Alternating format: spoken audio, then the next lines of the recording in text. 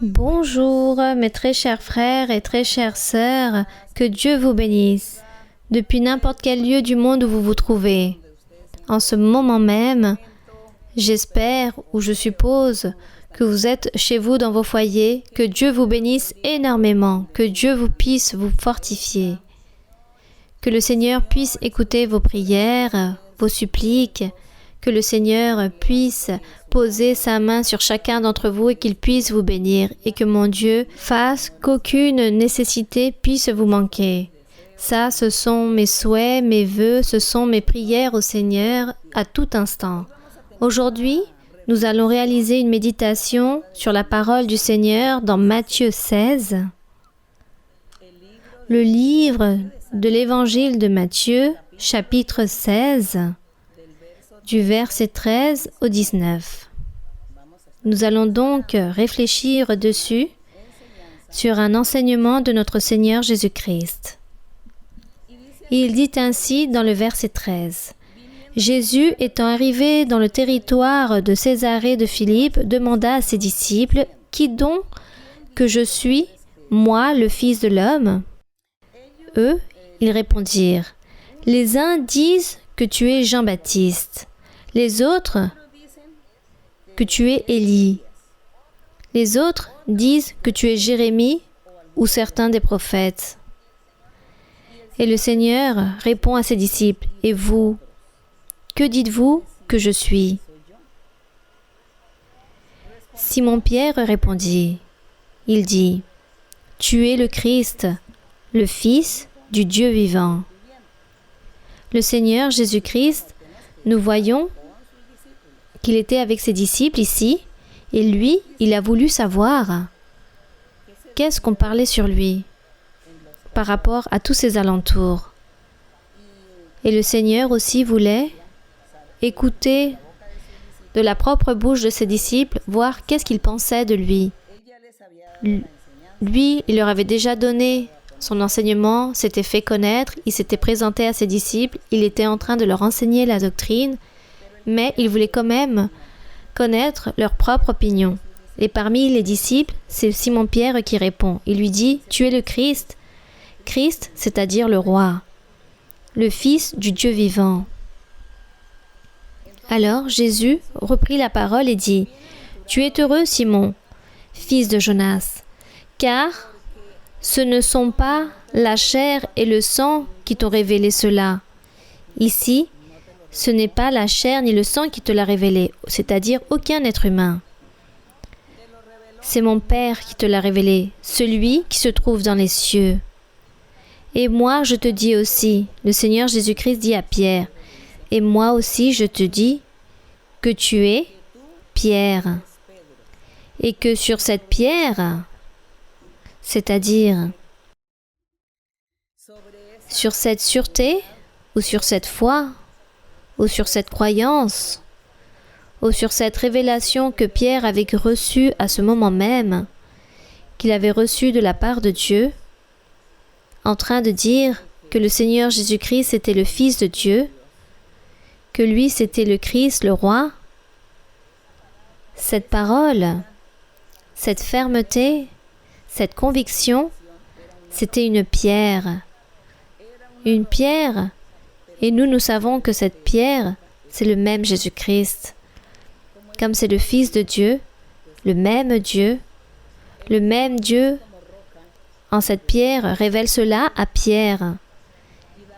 Et comme par hasard, à ce moment-là, Pierre, son nom, signifiait comme cet objet, comme une pierre, un rocher, un caillou, comme l'apôtre Pierre. Et précisément, Dieu l'utilise, lui, pour pouvoir confesser que le Seigneur Jésus-Christ était le Fils de Dieu. Alors, ici il dit, sur cette pierre, je bâtirai mon église. Le Seigneur Jésus-Christ dit, tu es Pierre, qui signifie, cette pierre, cet objet, c'était le significatif de pierre, ce rocher. Donc il dit, sur cette pierre, je bâtirai mon église. Mais ce n'était pas sur Pierre, la personne, l'être humain, mais sur cet objet, sur cette fermeté, cette sûreté, cette conviction révélée par lui, et je répète à nouveau, révélée par Dieu, où Dieu lui révèle que lui, c'était cette pierre, cet objet, ce rocher, et sur celle-ci, il allait bâtir son église. Dieu allait bâtir son église sur cette pierre. Et nous savons que la pierre, c'est Jésus-Christ. Mais comme Pierre aussi, la personne signifiait cette pierre, et par révélation de Dieu, il dit « Tu es Christ, le Fils de Dieu », alors Dieu a profité de cette situation, il en a profité pour dire « Oui, sur cette pierre, je bâtirai mon Église, et que les portes du séjour des morts prévaudront point contre elle. Sur cette pierre, mon Église sera bâtie. » C'est juste que Pierre n'avait pas compris à ce moment même que Dieu était en train de lui dire que son nom voulait signifier cet objet, cette pierre, ce rocher, et cette pierre aussi, c'était Jésus-Christ, le Fils du Dieu vivant, et que sur cette affirmation donnée à ce moment même, que lui, c'était le Fils du Dieu vivant, sur lui allait être bâtie une église. Pierre, à ce moment-là, la personne n'avait pas compris, mais Dieu lui avait parlé de cette manière figurée.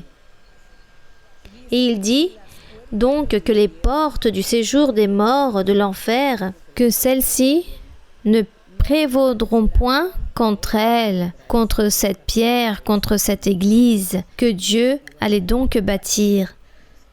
C'est pour cela que nous nous sentons très heureux. Aujourd'hui, nous sommes très joyeux de pouvoir sentir que nous sommes le peuple de Dieu, l'Église du Seigneur Jésus-Christ, qui est l'Église que Dieu est en train d'établir. Nous nous sentons très fiers, car anciennement, Dieu avait établi un peuple pour lui, mais ce peuple eut une fin car il fut détruit. Et aujourd'hui, son Église, que le Seigneur est en train de bâtir depuis plus de 2000 ans, cette Église jamais ne sera détruite, plus jamais. Aucun pouvoir humain va pouvoir détruire l'Église du Seigneur, car il dit que les portes de l'enfer, les forces du mal, le diable, avec toute sa puissance, ne pourra prévaloir contre l'Église du Seigneur, ne va pouvoir la détruire ou la détruire plus jamais. Donc, cela nous remplit de fierté et d'espérance. Et dans le verset 19, alors le Seigneur, voulant récompenser Pierre, car Dieu l'a utilisé pour réaliser cette affirmation et parler de Jésus-Christ, parler du Fils de Dieu, de cette pierre. Comme récompense, il lui dit « Je te donnerai les clés du royaume des cieux. » Il dit cela à Pierre. Et lorsque le Seigneur Jésus-Christ lui dit « À toi, je te donnerai les clés du royaume des cieux », ce n'est pas comme les gens ou les religions mal interprètent ou dévient ce message en disant qu'il s'agit des clés physiques, matérielles, littéraires, que c'est quelque chose de physique. Les clés, c'était quelque chose de spirituel, de symbolique. Et le Seigneur récompense Pierre en lui disant « Et tout ce que tu lieras sur la terre sera lié dans les cieux.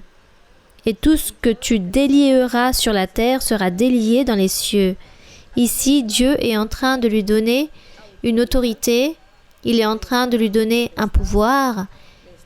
Il lui donne donc cette puissance, ce soutien, cet appui en disant que lui, à partir de ce moment, lorsqu'il allait commencer à recevoir ces clés que Dieu allait lui donner en ouvrant ce royaume des cieux, tout ce qu'il allait faire ou dire, Dieu sera en train de l'appuyer de telle façon que tout serait fait une réalité. Par exemple, des miracles, des prodiges, des guérisons, des prophéties.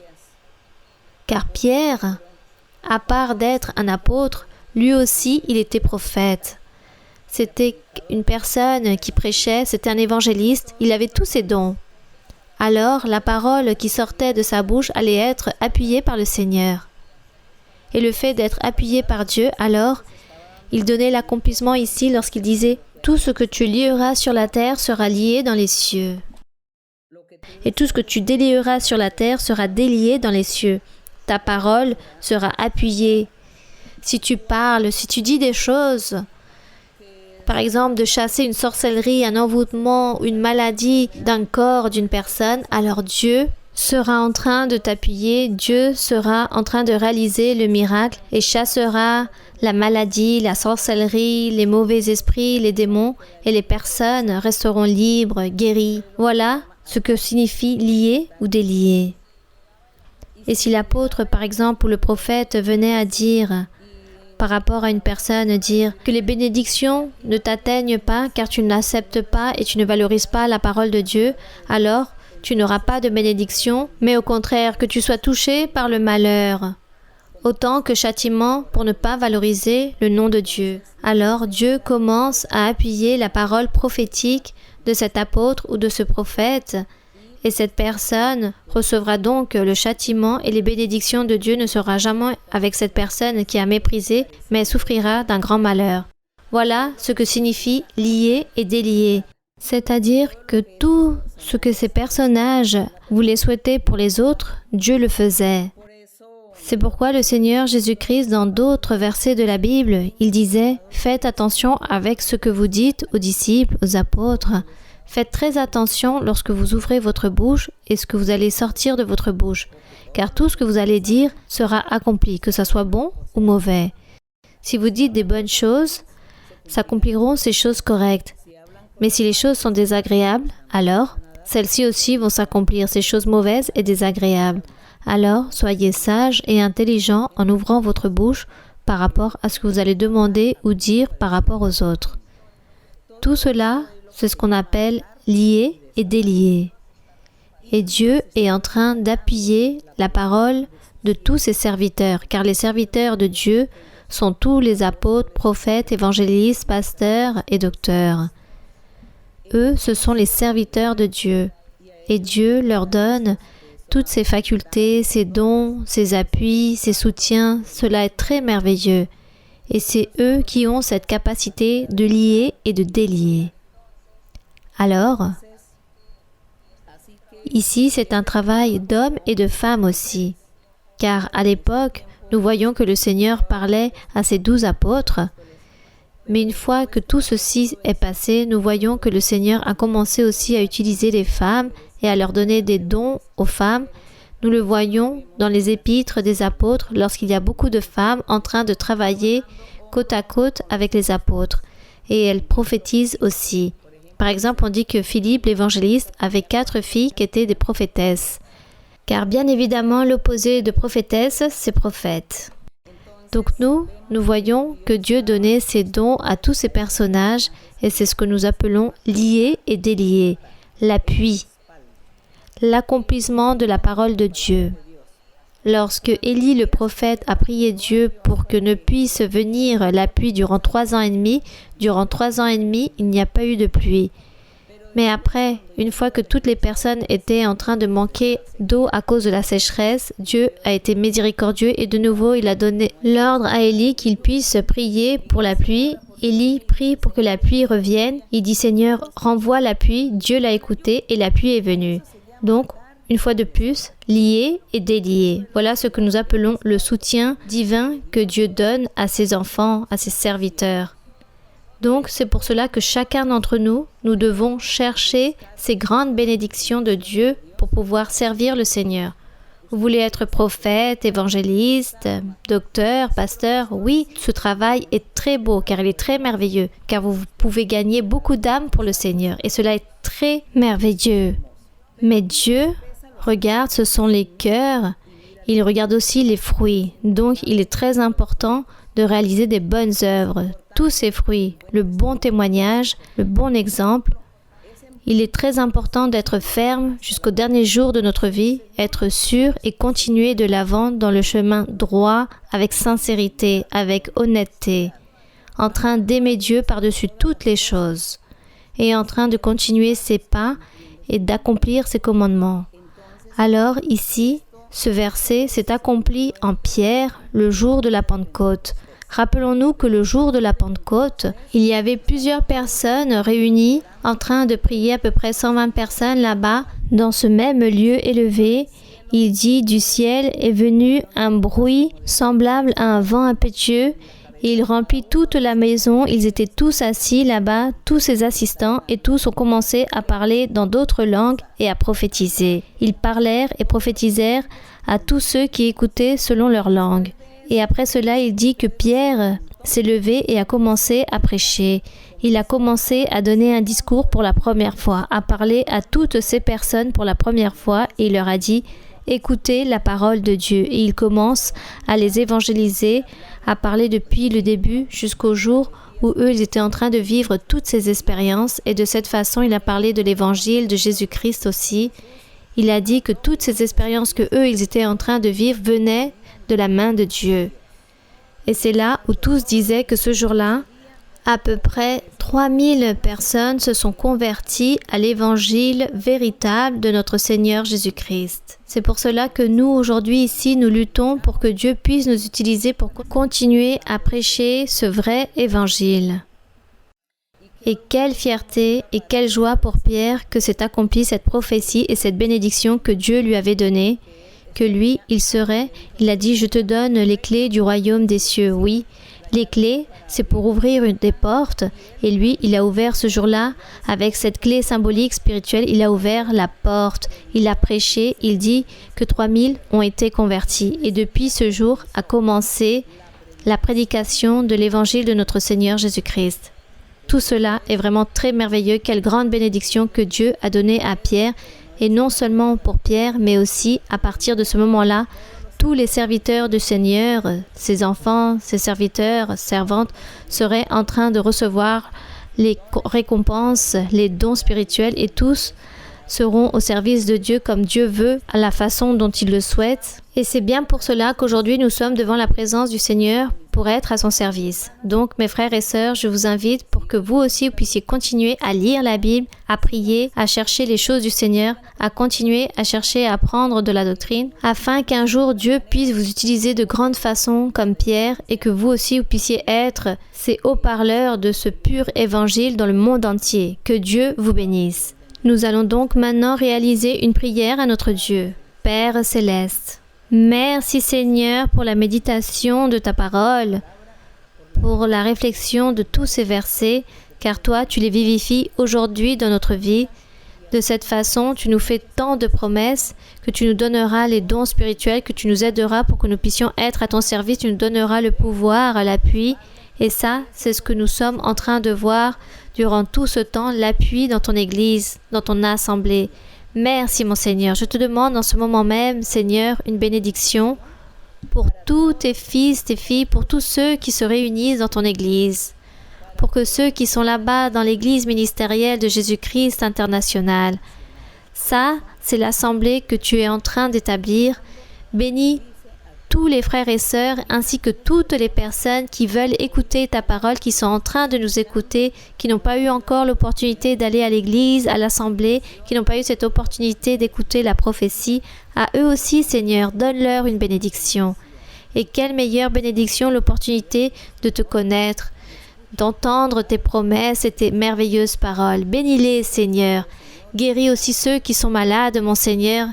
Guéris et enlève toute maladie incurable puisse être détruite, toute malédiction du diable, toute sorcellerie, tout envoûtement, toute chose mauvaise des personnes puissent être ôtées, déliées. Donne-leur la paix, la bénédiction. En ce moment même de ce virus, réprimande ce mauvais esprit, ce pouvoir du diable. Et je te demande aussi, Seigneur, que rien ne puisse leur manquer à tes enfants, à tes croyants. Donne-leur le soutien, la nourriture, car ils ont besoin, Seigneur, d'accomplir avec toutes leurs obligations par rapport au loyer, à la nourriture et beaucoup d'autres encore. Donne-leur, Seigneur, tout ce qu'ils ont besoin. Dieu, regarde la nécessité de chacun. Il te clame. Il y a des femmes, des têtes de foyer qui vivent seules avec leurs enfants, Seigneur.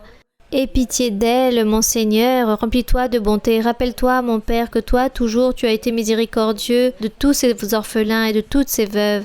Je te demande, Seigneur, qu'aujourd'hui aussi, tu sois rempli de miséricorde de toutes ces femmes, ces mères de famille. Tous ces foyers, Seigneur, qui vivent au jour le jour. Donne-leur tout ce qu'ils ont besoin, que rien ne leur manque, mon Père Saint, merci. Tout cela, nous te le demandons, mon Père, au nom glorieux de notre Seigneur Jésus-Christ, que pour lui soit l'honneur, la gloire et la louange. Merci Seigneur. Nous te louons Seigneur, nous te donnons l'honneur et la gloire. Et que la louange soit toujours pour toi, mon Seigneur. Merci Seigneur. Que l'honneur et la gloire soient pour toi et pour toujours. Amen. Amen. Gloire à mon roi. Chantons ce cantique qui dit « Pourquoi pécher ?» Cantique 120. Ce cantique 120 qui dit « Pourquoi pécher ?» Car ce cantique nous rappelle, il est tout le temps en train de nous rappeler que nous devons faire très attention, nous garder dans notre vie spirituelle. Et tout cela aussi, c'est une invitation pour ceux qui nous écoutent, pour ceux qui encore vivent dans les faiblesses, dans les péchés. Alors, réfléchissez et que chacun nous puissions nous mettre à jour avec notre Dieu. Et le cantique dit ainsi. ¿Para qué pecar si soy salvo, si ya tengo tanta luz? ¿Para qué pecar si la vida Dios me ha dado en Jesús? ¿Para qué pecar si el infierno solo espera al pecador?